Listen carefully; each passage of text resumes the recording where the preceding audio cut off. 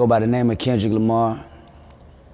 Come from this place called Compton, California. Welcome to Watch Mojo, and today we're counting down our picks for the best Kendrick Lamar songs based on lyrical content, commercial performance, and their impact on the genre as a whole. Just say his name and I promise that you'll see Candyman.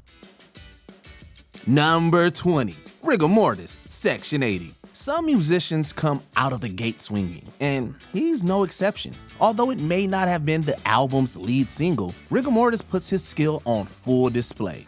And this is Rigamortis, and it's gorgeous when you die. I recorded and I'm Morpheus, the Matrix in my mind. In it, K-Dot proclaimed he's better than the rest, and then proceeded to put his money where his mouth is. Over a jazzy beat, he spat flames calling out his peers, all while showing off his impressive flow and wordplay. Rapper, I rapped them and made them Casper. I captured the likes of NASA. My pedigree to fly faster. I passed the week to the pastor. Between asserting himself as the lifeline of the rap game and accusing his competition of stealing his style, it's clear that he came in hungry to prove himself. While some would see something like this as merely bragging, it's impossible to be mad when he backs up the claims with unadulterated talent. Got me breathing with dragons. I cracked the egg in your basket, you bastard. Number 19, Cartoon and Cereal featuring Gunplay, single. Originally written for Good Kid, M.A.A.d City, Cartoon and Cereal ended up being cut after having been spread around online. Reminisce when I had the morning appetite. Applejack and nothing that I hit the TV died. And a maniac, the only thing that give me peace of mind. However, that hasn't stopped it from becoming a fan favorite. It put his storytelling ability on display, leading listeners down a twisted retelling of his youth, centered around seeing his once role models turn to lives of violence. Overheard it hit my bed with a bowl and remote control. Dark Wing Duck lost service. Mama said I better duck, she's nervous. The nearly 7-minute runtime feels like it flies by in seconds, with the vocal distortion on the refrain adding an eerie vibe to the overall instrumental. It helped contribute to his reputation as a master of his craft, despite being excluded from the rest of his discography. Don't be like me, just finished watching cartoons. Which is funny now, cause all I see is Wile E. Coyotes. Number 18, High Power, Section 80. From the very beginning of his career, it was clear he had impact within his genre and within music as a whole. Even in his debut single, he wasn't afraid to establish himself as the voice of the industry. Visions of Martin Luther staring at me. Malcolm X put a hex on my future, someone catch me. After having been inspired by a dream featuring Tupac Shakur, Lamar felt emboldened to carry on his message, leading to the creation of High Power. Why you motherfuckers waiting? I be off the slave ship, building pyramids, writing my own hieroglyphs. It serves as both a bop and a religious movement, calling for people to uplift themselves amid a culture that seems bent on holding them down. He even highlighted those he felt had been silenced for attempting to spread a genuine message. It was immediate proof of his political knowledge, helping set him apart from several of his contemporaries. On your campus, you can't resist his high power.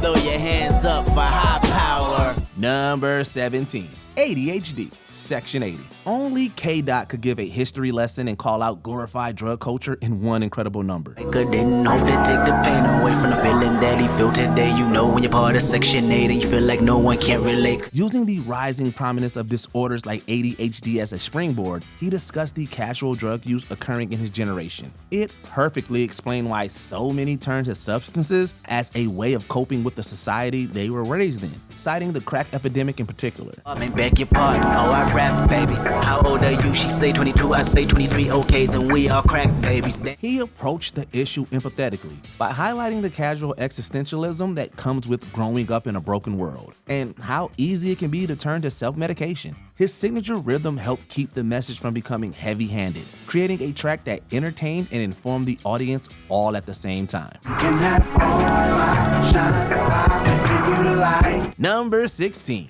The Art of Peer Pressure, Good Kid, M.A.A.d City. While he has no problem tackling large concepts, he's also adept at taking on smaller scale issues as well. Smoking on the finest note. Drink until I can't no more.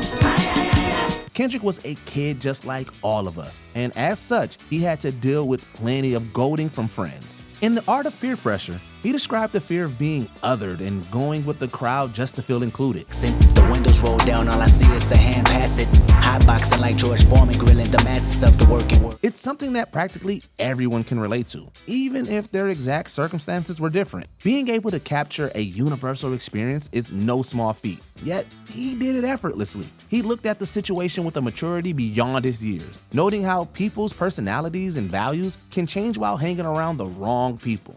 But they made a right, they made a left, they made a right, then another right. One lucky night with the homies. Hey, you faded, love? Yeah, we finally got that nigga faded. Ooh. Number 15. How Much a Dollar Cost, featuring James Fauntleroy and Ronald Isley, To Pimp a Butterfly.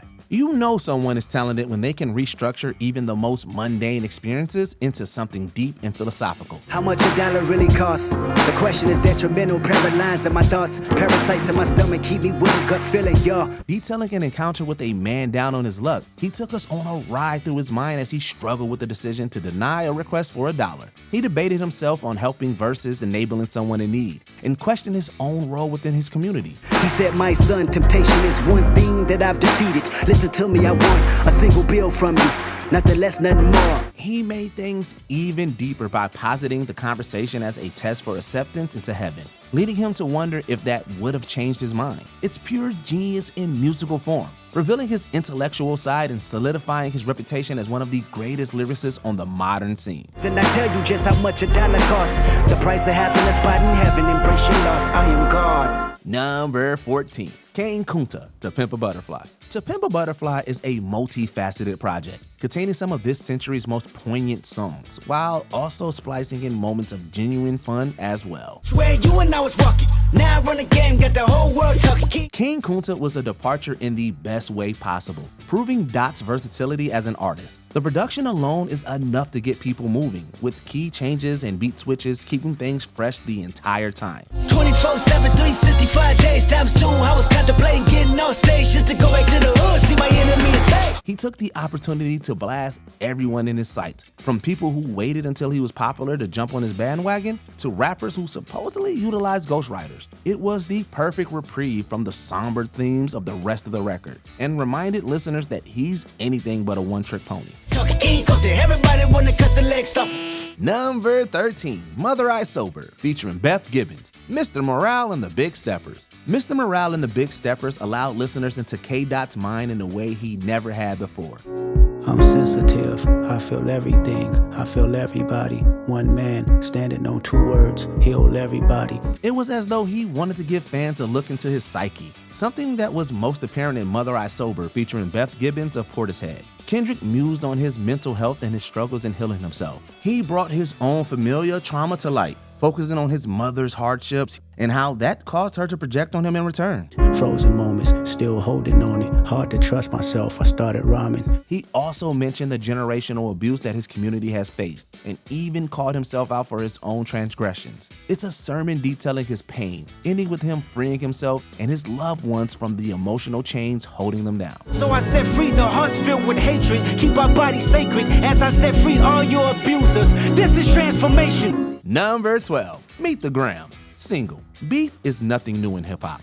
In fact, it's one of the core aspects of it. Dear Adonis, I'm sorry that man is your father, let me be honest. It takes a man to be a man, your dad is not responsive. So when the West Coast entertainer butted heads with Drake, people knew they were in for a good show. While he easily took the Canadian star down with upbeat moments like Euphoria and Not Like Us, Meet the Grams was the true standout. Dear Sandra, your son got some habits, I hope you don't undermine them. Especially with all the girls that's hurt inside this climate. Over an ominous piano, he addressed every member of his opponent's family, from his parents to his son. He eviscerated Drake, calling him a terrible person and implying he took part in horrific crimes, and even accused him of hiding a second child. While the claims haven't been corroborated, they did start an immediate conversation and establish Kendrick as the winner between the two. You lied about the only artist that can offer you some help. F a rap battle, this a long life battle with yourself. Number 11, Eiht, featuring Ronald Isley, To Pimp a Butterfly. One of the most powerful things a creator can do is uplift people with their music. Kendrick Lamar achieved this and more with the anthemic Eiht. I done been through a whole lot. Trial, tribulation, but I know God. Satan wanna put me in a bow tie. Pray that the holy water don't go dry. Serving as a proclamation of radical self-acceptance, he acknowledges the hardships he's gone through, while highlighting how he's maintained a positive attitude. He also encouraged others to release themselves from the thoughts of others, urging them to be themselves in spite of what they may think. You know the miserable do love company. What do you want from me and my scars? The positivity extended all the way down to the cover, when he brought historical enemies together to showcase how love can overpower anything, even a rivalry spanning decades. He made it clear that despite his struggles, he wasn't giving up anytime soon, and the jovial vibe served as concrete proof.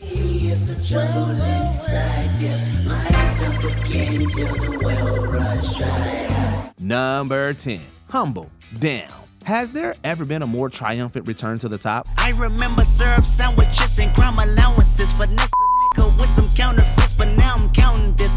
After the success of To Pimp a Butterfly in 2015, M.A.A.d laid relatively low until he came back with an undeniable explosive hit, Humble. From the very first record scratch, you know you're in for a good time, and he delivered on every front. My left stroke just went viral. Right stroke put a baby in a spiral. It's a testament to how hard he's worked, all while bringing attention to his influence on the industry. A masterclass in flexing. It showed off the things he'd accrued without coming across as out of touch. The single was instantly iconic. It catapulted the rapper to new levels of fame and secured his spot as one of the most revered musicians of the late 2010s. Bitch, sit down. Be humble.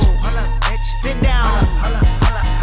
Number 9. Bitch Don't Kill My Vibe, Good Kid, M.A.A.d City. While he has a deep love for rap and hip-hop, he's never been afraid of calling out artists who he feels don't have the same respect.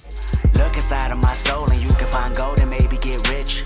Look inside of your soul and you can find out it never exists. He came for his own peers, calling them out for prioritizing success over the art itself, leading them to care more about views and streams than their own message. He does so over a deceptively chill tempo, creating a perfect juxtaposition between that and the accusatory lines. You can see that my city found me, then put me on stages. To me, that's amazing. To you, that's a quick check. The message is still relevant to this day, helping it become one of his signature creations despite having been released over a decade ago. It goes to show how much he cares about his work, something that has remained apparent throughout his career. I got my drink, I got my music, I say, bitch, don't kill my vibe.